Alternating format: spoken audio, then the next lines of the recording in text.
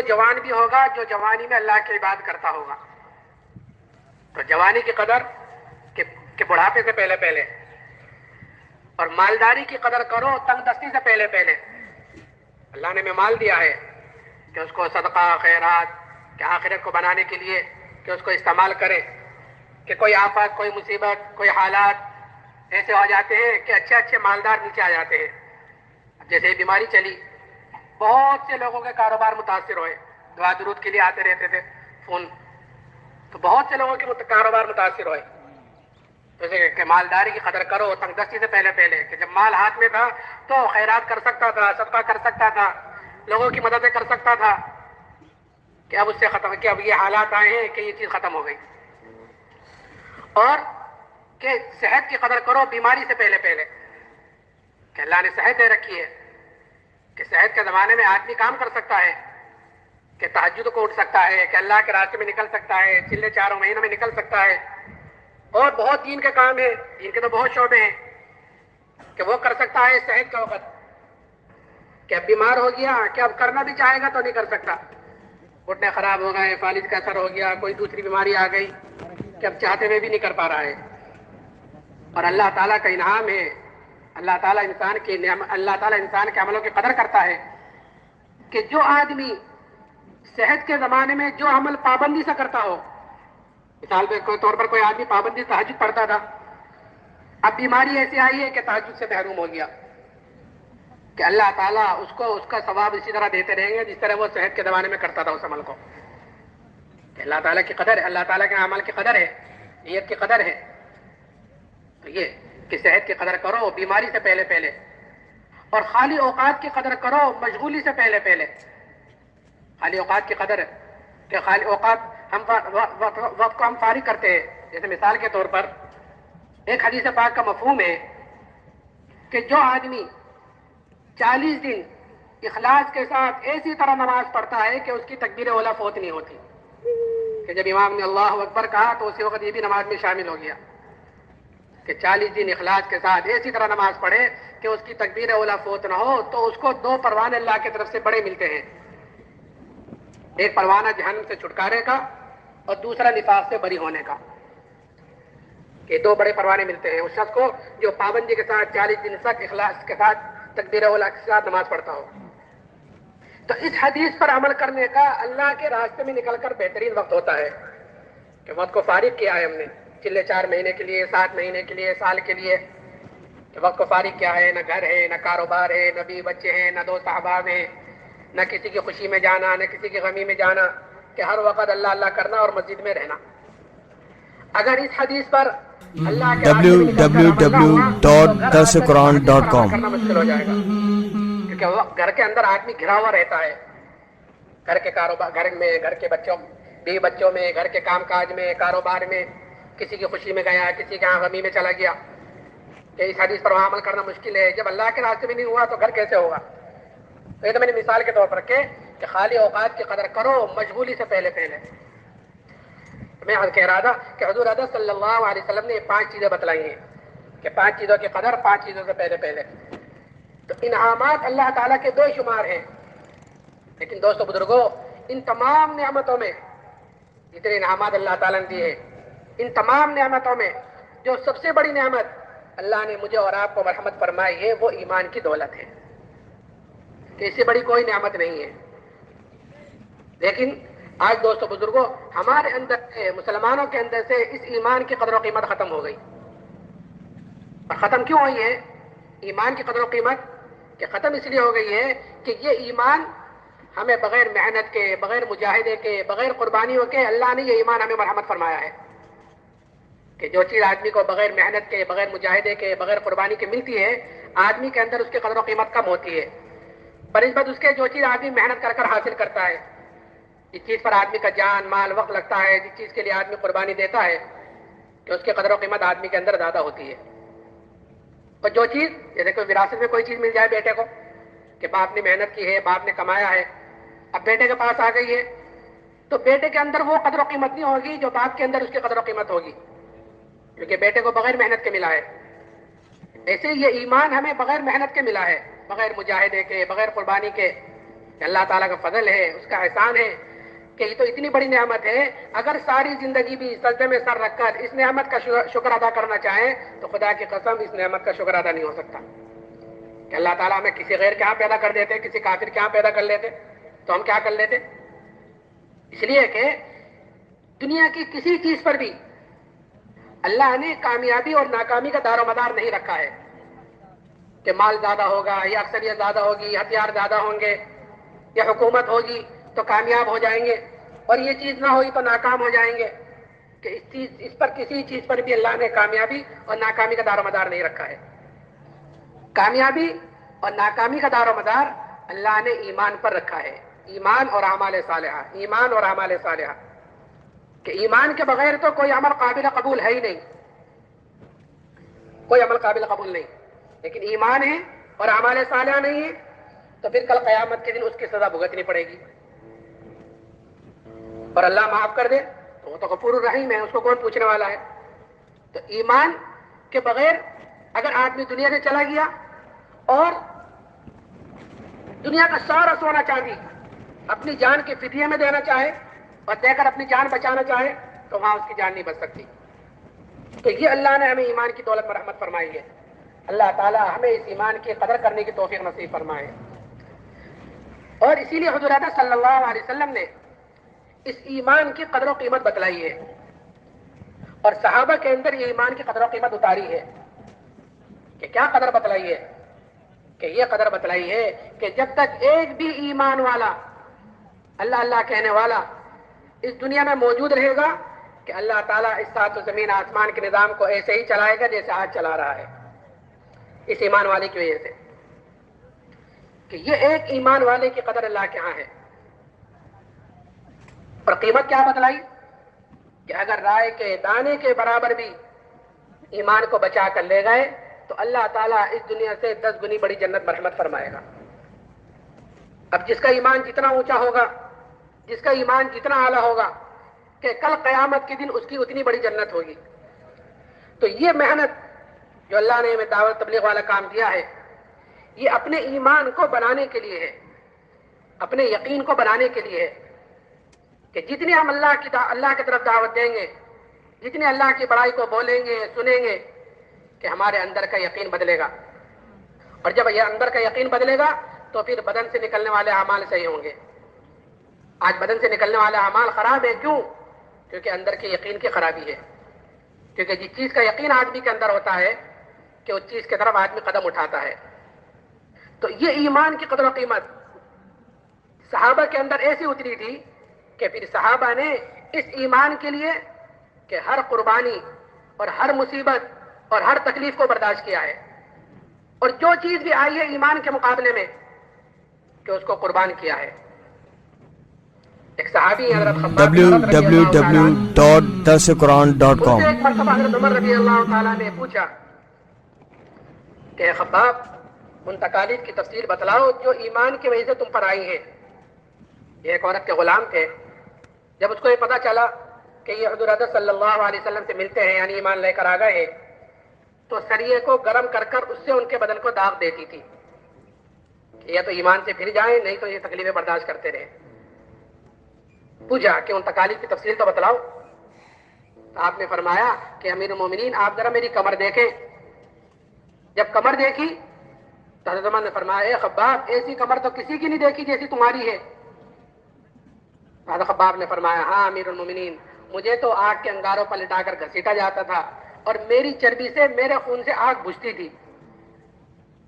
یہ تکالیف ایمان کے خاطر اٹھائی ہیں، ایمان کے خاطر برداشت کی ہیں، اور ان سب کے باوجود، ان تکالیف کے باوجود جب اللہ کی طرف سے فتوحات کا دروازہ کھلا تو صحابہ کرام رضی اللہ عنہم اجمعین اس پر رویا کرتے تھے کہ ہماری تکلیفوں کا، ہماری مشقتوں کا، ہماری قربانیوں کا کہیں بدلہ ہمیں دنیا میں تو نہیں مل رہا ہے۔ اس لیے کہ مومن کی علامت بتلائی گئی ہے کہ مومن جو عمل کرتا ہے کہ وہ آخرت کے لیے کرتا ہے، اپنے اللہ کو راضی کرنے کے لیے کرتا ہے، کسی کو خوش کرنے کے لیے، کسی کو راضی کرنے کے لیے نہیں ہے، بلکہ جو بھی عمل کرتا ہے وہ اپنے اللہ کو راضی کرنے کے لیے کرتا ہے۔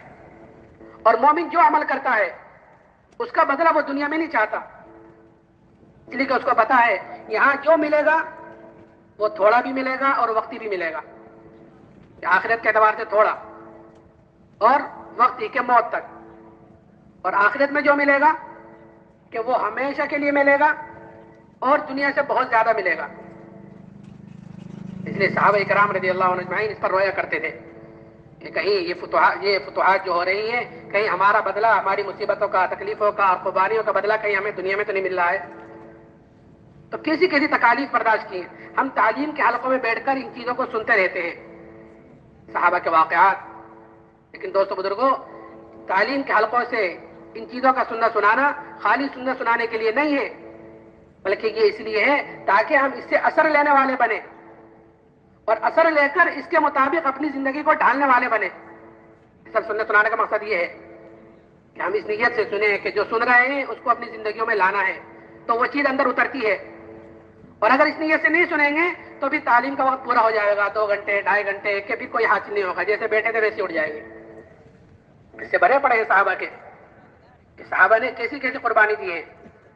ایک صحابی حضرت عبداللہ ابن حذافہ رضی اللہ تعالیٰ عنہ، ان کو روم کی فوج نے قید کیا اور قید کر کر ان کو بادشاہ کے سامنے لائے، تو بادشاہ نے ان کے اوپر نصرانیت کو پیش کیا کہ تم نصرانی ہو جاؤ تو میں آدھی بادشاہ تم کو دے دوں گا۔ آدمی کو جو سیدھے راستے سے، صحیح راستے سے ہٹایا جاتا ہے، وہ 2 راستوں سے ہٹایا جاتا ہے، کوئی کام کرانا ہو غلط تب بھی، اور صحیح راستے سے ہٹانا ہو تب بھی، کہ 2 چیزوں سے۔ ایک تو لالچ دے کر ہٹایا جاتا ہے اور لالچ دے کر کام کرایا جاتا ہے کہ ہمارا کام کر دو، اتنے پیسے لے لو، یہ اس راستے سے ہٹ جاؤ، اتنے پیسے لے لو، اور دوسرے دھمکی دے کر ہٹایا جاتا ہے۔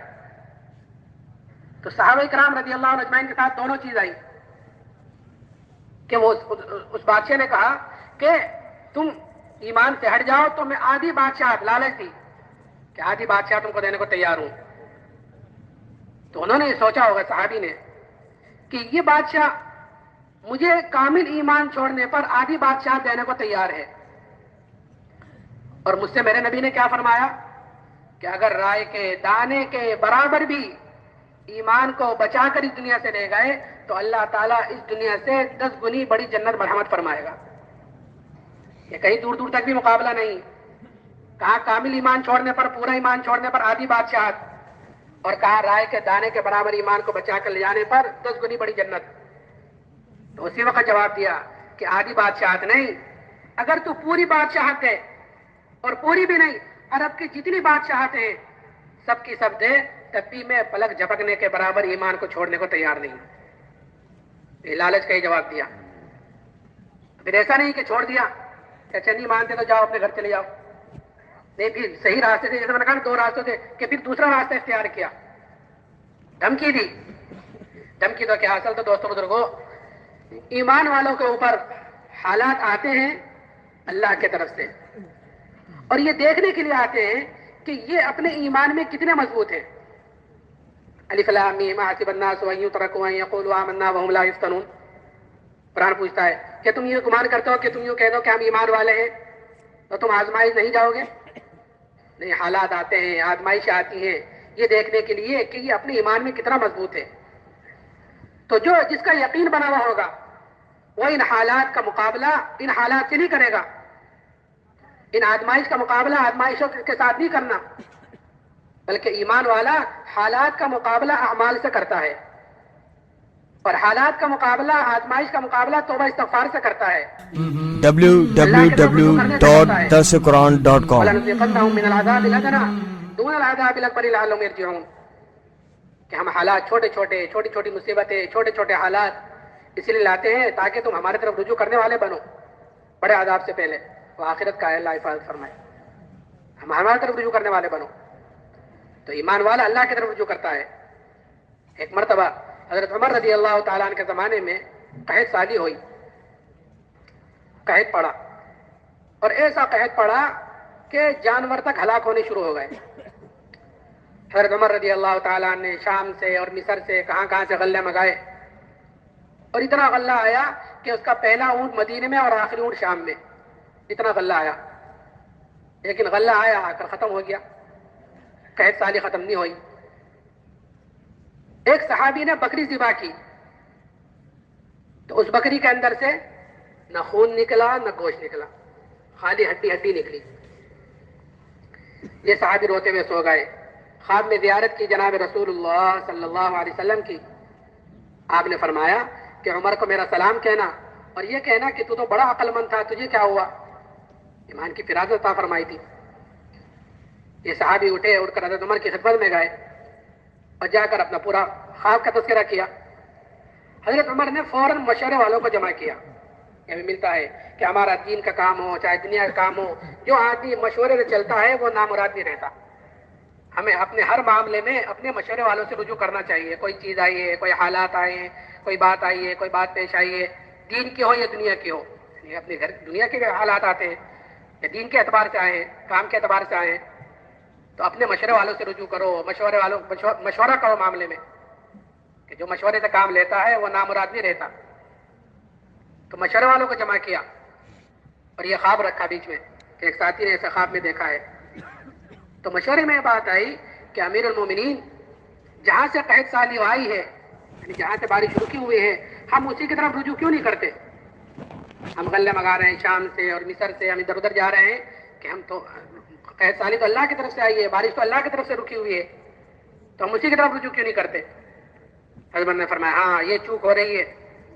فوراً مدینے سے باہر گئے اور ابھی توبہ استغفاری کر رہے تھے کہ اسی وقت بارش شروع ہو گئی. جب تک حالات کا مقابلہ حالات سے کرتے رہے تو وہ حالات بجائے کم ہونے کے اور زیادہ بڑھتے رہے. اور جب حالات کا مقابلہ کہ توبہ استغفار سے کیا، اللہ کے طرف رجوع کرنے سے کیا، تو اللہ تعالیٰ نے فوراً حالات پلٹ دیے. آج بھی دوستو بزرگوں، جو چاروں طرف حالات ہیں خاص طور سے مسلمانوں پر، کہ اس کا واحد علاج یہ ہے کہ ہر مسلمان اللہ کی طرف رجوع کرنے والا، اللہ سے توبہ استغفار کرنے والا بنے. کہ توبہ کا دروازہ کہ موت تک کھلا ہوا ہے، وہ کبھی بند نہیں ہوگا سوائے جب تک موت نہ آئے. اور اللہ تعالیٰ توبہ قبول کرنے کے لیے ہر وقت تیار ہے، ہر ایک کی تیار ہے. شیطان بہکاتا ہے کہ تو بڑا پاپی ہے، تو نے تو یہ کیا ہے، یہ کیا ہے. وہ یہ تو بہکاتا ہے یا پھر اس توبہ کو ٹلاتا ہے. تو توبہ کو ٹلانا نہیں ہے اور بہکا میں بھی نہیں آنا. ہر آدمی اللہ کی طرف توبہ استغفار کرنے والا بنے اور اللہ سے اچھی امید رکھے کہ اللہ سے جیسی امید رکھو گے اللہ ویسا معاملہ کرے گا. بندے کے گمان کے ساتھ ہے کہ اللہ سے اچھی امید رکھے، توبہ استغفار کرے، اچھی امید رکھے. میں عرض کر رہا تھا کہ حالات آتے ہیں اللہ کی طرف سے یہ دیکھنے کے لیے کہ یہ اپنے ایمان میں کتنا مضبوط ہے. تو وہ صحابی لالچ دی تو لالچ کو تو یہ جواب دیا، پھر دھمکی دی. بادشاہ نے دیگ منگائی، اس دیگ کے اندر پانی کھولایا. جب پانی خوب کھول گیا تو بادشاہ نے ان کے سامنے عبداللہ ابن حذافہ کے سامنے اس کے قیدیوں کو بلا کر اس میں ڈلوایا اور یہ کہا کہ یہ تو ایمان سے پھر جاؤ، نہیں تو تمہیں بھی اس میں ڈالا جائے گا. اور صحابی کہنے لگے تجھ سے جو ہو سکے وہ تو کر لے. بادشاہ نے حکم دیا کہ ان کو اس میں ڈال دو. جب لے جانے لگے تو وہ صحابی رونے لگے. تو اس کی اطلاع ہوئی کہ بادشاہ نے کہہ رکھا تھا کوئی نئی بات دیکھو تو مجھے اطلاع کرنا. بادشاہ کو اطلاع کی گئی کہ وہ صحابی تو رو رہے ہیں. پھر بلایا اور پھر ان پر نصرانیت کو پیش کیا. وہ فرمانے لگے کہ میں نے ایک مرتبہ تجھ سے کہہ دیا تھا کہ تجھ سے جو ہو سکے وہ تو کر لے. کہ اچھا پھر رو کیوں رہے تھے؟ کہ واہ کہ میں تو اس لیے رو رہا تھا کہ میرے بدن کے اندر ایک جان ہے، ایک ہی جان ہے، وہ جان اس دیگ میں ڈالی جائے گی، ختم ہو جائے گی. میں تو اس لیے رو رہا تھا کاش میرے بدن کے اندر 100 جانیں ہوتی اور میرے روئے میں جان ہوتی اور وہ ساری کی ساری جانیں آج اس دیگ میں ڈالی جاتی اور وہ ساری کی ساری جانیں میں اللہ کے نام پر قربان کرتا. ایک جان کا کیا قربان کرنا. اور کل کو جب اللہ پوچھتا ہے عبداللہ دنیا سے کیا لایا تو میں کہتا ہے اللہ جتنی تو نے مجھے جانیں دی تھی سب تیرے نام پر قربان کر کر آیا ہوں. تو یہ جذبہ بنتا ہے دوستو بزرگوں دعوت سے کہ جب آدمی اپنے دین کو لے کر حرکت میں رہتا ہے کہ پھر جان مال اللہ کے نام پر لگانے کا جذبہ اندر پیدا ہوتا ہے مستقل. اور پھر جب یقین اندر بن جاتا ہے تو پھر بدن سے نکلنے والے اعمال اس کے صحیح ہوتے ہیں. کہ اعمال کی خرابی یقین کی خرابی کی وجہ سے ہے. اعمال بنیں گے جب یقین بنے گا. ہماری اصل اس محنت کا مقصد اپنے اندر کے یقین کو بدلنا ہے، اپنے اندر کے یقین کو بنانا ہے. جب یقین بن جائے گا تو پھر بدن سے نکلنے والے اعمال صحیح ہوں گے، بدن سے نکلنے والے اعمال جاندار ہوں گے. یہ صحابہ نے کہ پہلے ایمان بنایا ہے، پہلے ایمان کو سیکھا ہے کہ تعلمنا الایمان ثم تعلمنا القرآن، کہ پہلے ہم نے ایمان کو سیکھا ہے پھر ہم نے قرآن سیکھا ہے. قرآن یعنی شریعت، دین، کہ جب ایمان بن گیا تو پھر دین پر چلنا آسان ہوا. پھر کوئی رکاوٹ آئی دین پر چلنے میں تو اس رکاوٹ کا برداشت کرنا بھی آسان ہوا. www.darsuquran.com. قدم پر رکاوٹیں کھڑی ہوتی ہیں جب آدمی دین پر چلتا ہے، لیکن اگر اندر بنا ہوا ہوگا تو پھر اس رکاوٹوں کو برداشت کرنا آسان ہو جائے گا. پہلے شراب حلال تھی جب تک اس کی حرمت نہیں آئی تھی. ایک صحابی کے گھر پر شراب کا دور چل رہا تھا، شراب پی جا رہی تھی. تو شراب کیسی چیز ہے، کیسا نشہ ہوتا ہے اس میں، یہ تو شراب پینے والوں سے پوچھو. ہر نشے والی چیز بڑی مشکل سے چھوٹتی ہے. تو شراب کا دور چل رہا تھا. ایک صحابی نے آ کر کہا کہ شراب حرام کر دی گئی ہے. اب ایک طرف خواہش ہے، جی چاہ رہا ہے، اور دوسری طرف ایک کان میں آواز پڑی ہے کہ شراب حرام کر دی گئی ہے. کہتے ہیں کہ جتنی مٹکوں میں شراب بھری ہوئی تھی سارے کے سارے مٹکے اٹھا کر پھوڑ دیے کہ یہ حکم آ گیا ہے کہ شراب حرام ہو گئی ہے، کہ اب ختم ہو گئی. کہ جس کے ہاتھ میں تھی اس کے منہ تک نہیں پہنچی، جس کے منہ تک پہنچ گئی تھی حلق سے نیچے نہیں اتری، کیونکہ بنا ہوا تھا ایمان. تو ایسے ہی دوستو بزرگوں، ہم جب تک ہمارا ایمان نہیں بنا ہوگا کہ بدن سے نکلنے والے اعمال صحیح نہیں ہوں گے. صحابہ کرام رضی اللہ عنہ اجمعین نے ایمان بنایا، ایمان بنانے کے بعد پھر اعمال بنائے، اور خالی ایمان کے لیے قربانی نہیں دی. صحابہ کرام رضی اللہ عنہ اجمعین نے اپنے عملوں کے لیے بھی قربانی دی ہے کہ عمل خراب ہوا ہے تو جس چیز کی وجہ سے عمل خراب ہوا ہے اس چیز کو اپنے پاس نہیں رہنے دیا. جیسے ایمان پر چوٹ پڑی ہے کہ جس چیز کی وجہ سے ایمان پر چوٹ پڑی ہے اور جس چیز کی وجہ سے دین کے تقاضوں پہ چوٹ پڑی ہے کہ اس کو اپنے پاس نہیں رہنے دیا. ایسے عمل خراب ہوا ہے کہ جس چیز کی وجہ سے عمل خراب ہوا ہے کہ یہ اپنے پاس نہیں رہنے گی، کہ اس چیز کی وجہ سے میرا عمل خراب ہوا ہے. اللہ کے راستے میں نکلنے میں دیری ہو گئی. حضرت کعب بن مالک رضی اللہ تعالیٰ عنہ کو جب توبہ قبول ہوئی تو جس چیز کی وجہ سے پیچھے رہ گئے تھے وہ اللہ کے نام پر صدقہ کر دیا. کیا رسول اللہ، یہ اللہ کے نام پر صدقہ ہے، اس کی وجہ سے میں پیچھے رہا. یہ میرے پاس تھی تو میں سوچتا رہا آج چلے جاؤں گا، کل چلے جاؤں گا، کل چلے جاؤں گا، پرسوں چلے جاؤں گا. میں یہ سوچتا رہا یہاں تک کہ آپ واپس آ گئے کہ اس چیز کی وجہ سے میں پیچھے رہا ہوں، یہ میرے پاس اب نہیں رہے گی. ایک صحابی حضرت ابو طلحہ رضی اللہ تعالیٰ عنہ اپنے باغ میں نماز پڑھ رہے تھے. گنجان باغ بھرا ہوا، اس میں نماز پڑھ رہے تھے. نماز پڑھتے پڑھتے اچانک ایک پرندے پر نگاہ پڑی جو ادھر ادھر گھوم رہا تھا، ادھر ادھر جا رہا تھا، اور گنجان باغ. تو جب اس پرندے پر نگاہ پڑی تو اس پرندے کے ساتھ نگاہ گھومنے لگی. ادھر کو پرندہ جاوے ادھر کو نگاہ بھی چلی جاوے. تھوڑی دیر میں خیال آیا کہ میں تو نماز پڑھ رہا تھا. جب یہ خیال آیا کہ نماز پڑھ رہا تھا تو یہ بھول گیا کہ کتنی رکعتیں ہوئیں، 2 ہوئیں کہ 3 ہوئیں، بھول گئے. سلام پھیرا، سلام پھیر کر فوراً جناب رسول اللہ صلی اللہ علیہ وسلم خدمت میں حاضر ہوئے اور جا کر عرض کیا، رسول اللہ یہ پورا کا پورا باغ اللہ کے نام پر صدقہ ہے. کیوں؟ کیونکہ یہ باغ ذریعہ بنا ہے میری نماز کی خرابی کا. نہ یہ باغ ہوتا، نہ میں اس میں نماز پڑھتا، نہ میں اس میں پرندہ آتا، نہ میرا دھیان ادھر جاتا، اور نہ میری نماز جیسے ہمیں عبادت خراب ہوتی. یہ ذریعہ بنا ہے کہ اس کو اللہ کے نام پر صدقہ کر دیا کہ نماز خراب ہوئی، نماز جیسے ہم عبادت. اور آج ہمارا کیا حال ہے کہ مسلمان سب سے زیادہ غفلت میں پڑا ہوا ہے نماز کی طرف سے. حالانکہ حدیث میں آتا ہے کہ اسلام میں اس کا کوئی حصہ نہیں ہے جو مسلمان نماز نہ پڑھے. حضرت عمر رضی اللہ تعالیٰ عنہ آپ کے خنجر لگا اور آپ زخمی ہو کر گرے اور آپ کے اوپر بے ہوشی طاری رہی. ساری کوشش کی جا چکی آپ کو ہوش میں لانے کی، آپ ہوش میں نہیں آئے. اور زخم ایسا کہ آپ کو دودھ پلایا گیا تو وہ دودھ بھی زخم کے ذریعے سے راستے سے باہر نکل گیا، ایسا گہرا زخم. تو ساری کوشش ہو چکی آپ کو ہوش میں لانے کی اور آپ ہوش میں نہیں آئے. تو ایک ساتھی نے کہا کہ امیر المومنین کو نماز کے ذریعے سے ہوش میں لاؤ. آپ کے کان میں کہا امیر المومنین الصلاۃ الصلاۃ. اس وقت آپ نے آنکھ کھولی اور یہ جملہ فرمایا کہ اہمیت، نماز کی اہمیت، کہ اسلام میں تو کوئی حصہ نہیں ہے اس آدمی کا جو مسلمان نماز نہ پڑھے. لیکن آج مسلمان غفلت میں ہے نماز کی طرف سے. کیوں؟ کیونکہ نماز سے کامیابی کا یقین نہیں ہے. اور صحابہ کرام رضی اللہ عنہ اجمعین نے نماز سے کامیابی کا یقین اور پھر اس نماز سے اپنے کام بنوائے اللہ سے کہہ کر. صحابہ فرماتے ہیں ہمیں کبھی اتنی خوشی نہیں ہوئی جتنی نماز کے آنے پر ہوئی کہ اب کوئی بھی مسئلہ ہمارا اٹکے گا 2 رکعت نماز پڑھیں گے, اللہ سے اپنے مسائل کو حل کرائیں گے. حضرت انس بن مالک رضی اللہ تعالیٰ بیٹھے ہوئے تھے, خادم آیا, آ کر کہا کہ باغ بالکل سوکھ رہا ہے, اگر بارش نہ ہوئی تو باغ بالکل ختم ہو جائے گا. فرمایا لاؤ مصلی لاؤ, وضو کے لیے لوٹا لاؤ. وضو کی 2 رکعت نماز پڑھی کہ دیکھ کر آؤ کہ ابھی تو بارش نہیں ہوئی. پھر نماز پڑھی کہ دیکھ کر آؤ کہ ابھی تو نہیں ہوئی, کہ نماز پڑھتے رہے, اس کو بھیجتے رہے. ایک مرتبہ اس نے آ کر کہا کہ ہاں بارش تو ہوئی اور خوب زور کی ہوئی, لیکن عجیب بات یہ ہے کہ نہ دائیں ہوئی نہ بائیں ہوئی, صرف ہمارے باغ کے اوپر ہوئی.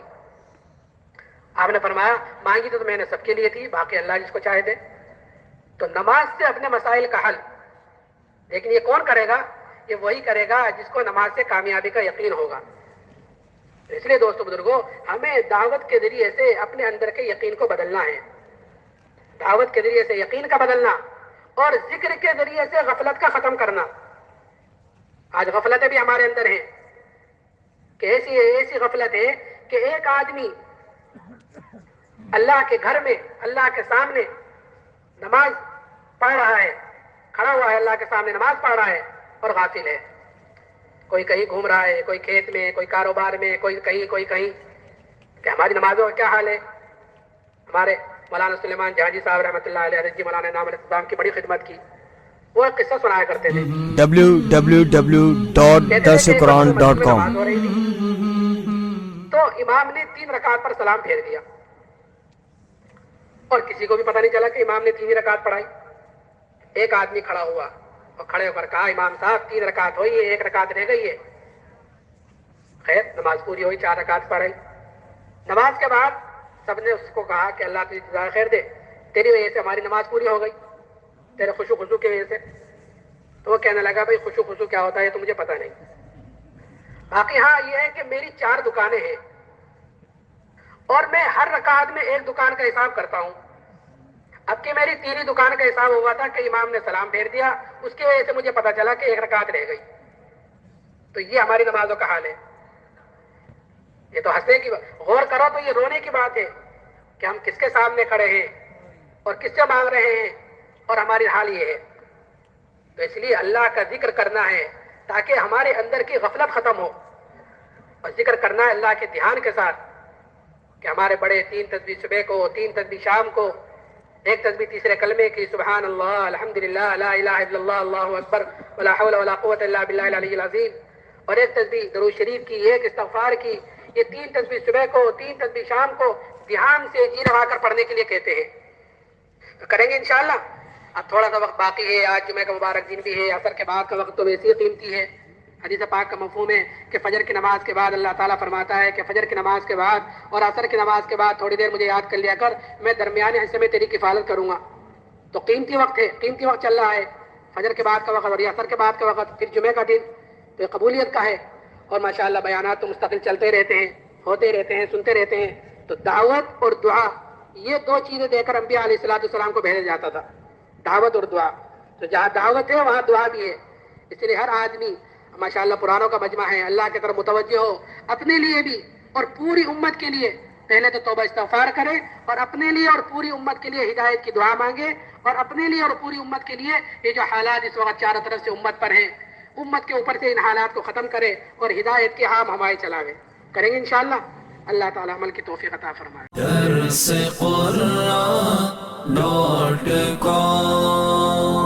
www.darsuquran.com